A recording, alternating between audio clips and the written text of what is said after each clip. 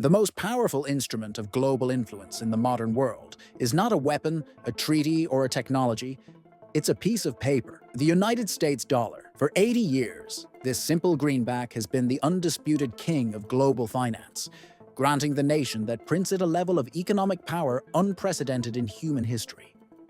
But for the first time, serious cracks are appearing in this foundation. Nations are actively seeking an alternative, and whispers of a new global currency are growing louder. But what would it actually take to topple the dollar? The answer is far more complex than simply creating a new one. It's a hidden story of trust, debt, and the deep infrastructure of the global economy. By the end of this video, you will understand the secret to the dollar's power and why the greatest threat to its reign may not come from a foreign rival, but from within America itself. To understand the future, we have to look at the present. And the present reality is that we all live in a dollar-dominated world, whether we know it or not. The global economy has a default operating system, and that operating system is the US dollar. Nearly 90% of all international foreign exchange transactions involve the dollar. The world's most vital commodities, oil, natural gas, wheat, copper, and gold, are primarily priced and traded in dollars. When a German car company buys steel from Brazil, the transaction is almost always conducted in dollars. This global reliance creates what has been called America's exorbitant privilege.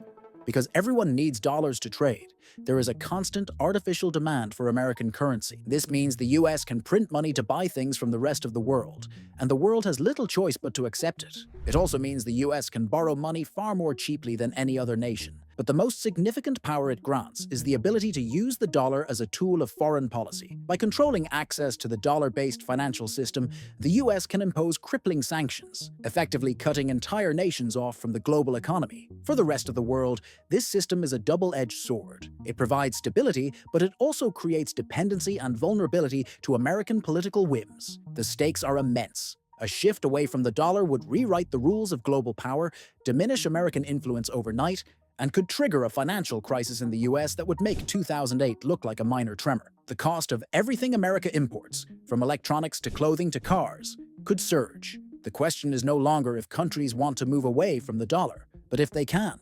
To answer that, we must first understand how a piece of paper from a single country conquered the world.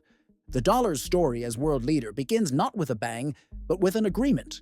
In 1944, as World War II was drawing to a close, representatives from 44 allied nations met in Bretton Woods, New Hampshire. Their goal was to create a new, stable international economic order to prevent the kind of financial chaos that had led to the Great Depression and the war. Europe was in ruins. Most of the world's economies were shattered. The United States, however, was in a unique position. Its industrial base was untouched by the war, and it held over 2/3 of the entire world's gold reserves. The solution they devised was called the Bretton Woods system. The US dollar would be pegged to gold at a fixed rate of $35 an ounce. Then, all other major currencies would be pegged to the US dollar. The dollar became the central pillar of the world economy, a reliable anchor because it was, in theory, as good as gold. This system worked for a time, but by the 1960s, the cost of the Vietnam War and domestic spending meant the US was printing far more dollars than it could back with gold. Countries grew nervous and began demanding gold for their dollars, draining American reserves. In 1971, President Nixon made a stunning announcement that should have ended the dollar's dominance. He severed the dollar's link to gold entirely. Suddenly, the anchor was gone. The dollar was backed by nothing but faith in the US government. This act should have caused a global panic, a flight from the now unbacked dollar.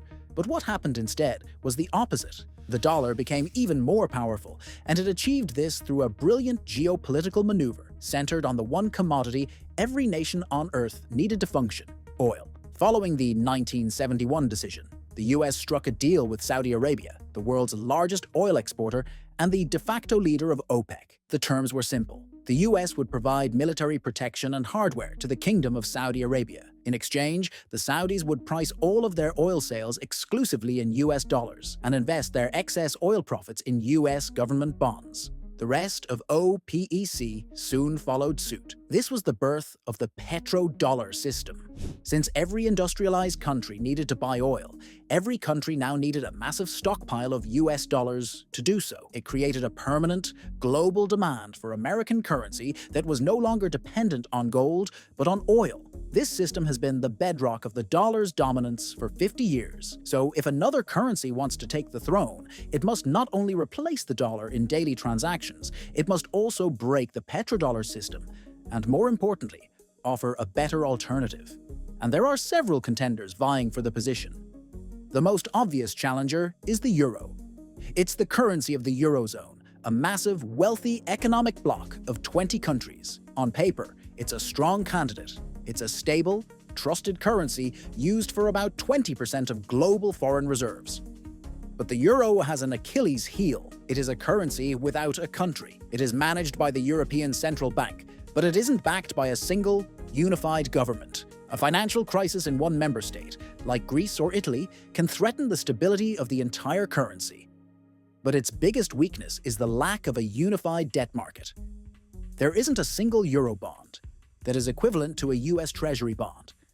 Instead, you have German bonds, French bonds, and Italian bonds, all with different levels of risk. This fragmentation makes it far less attractive as a massive-scale reserve asset for foreign central banks. The next challenger is the Chinese Yuan, or renminbi. China is an economic titan, the world's largest exporter and second-largest economy. It has been actively trying to promote the yuan in international trade. But the yuan has a fundamental problem that has nothing to do with economics. Control. The Chinese government imposes strict capital controls, meaning it limits how much money can be moved into or out of the country. For a currency to be a global reserve, it must be freely and completely convertible. A central bank in Brazil needs to know it can sell its yuan reserves whenever it wants, without asking for permission from Beijing. The lack of financial transparency and the arbitrary nature of the state's power creates a deep-seated trust issue that makes the yuan a non-starter as a safe haven for the world's savings. Other ideas have been floated, like a new currency backed by the BRICS nations: Brazil, Russia, India, China, and South Africa. But this is more of a political statement than a practical plan. These economies are vastly different and often have competing geopolitical goals. Agreeing on a common monetary policy would be a logistical and political impossibility. Who would control the printing press? Who would be the lender of last resort? Without answers to these basic questions, a BRICS currency remains a distant dream.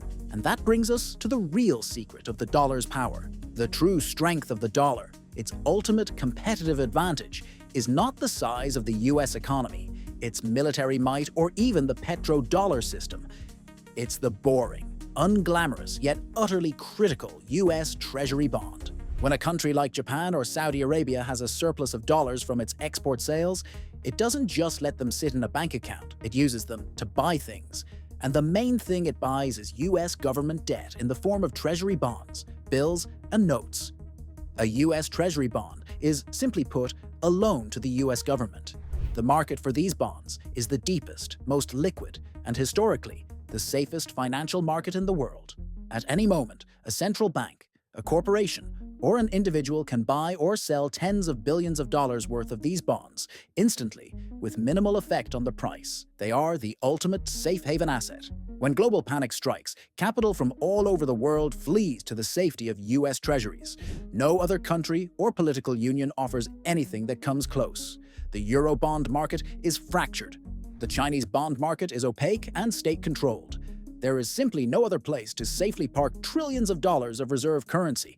This is the dollar's fortress, and this reveals the ultimate truth. The biggest threat to the dollar is not a foreign challenger, it is the United States itself. The only thing that could make the world abandon US Treasury bonds is the belief that the US government might fail to pay its debts, or that its political instability has become so severe that it is no longer a credible and reliable borrower. The question is not whether the yuan or the euro will replace the dollar. The real question is whether America will maintain the trust that underpins the entire system. We began with a simple question.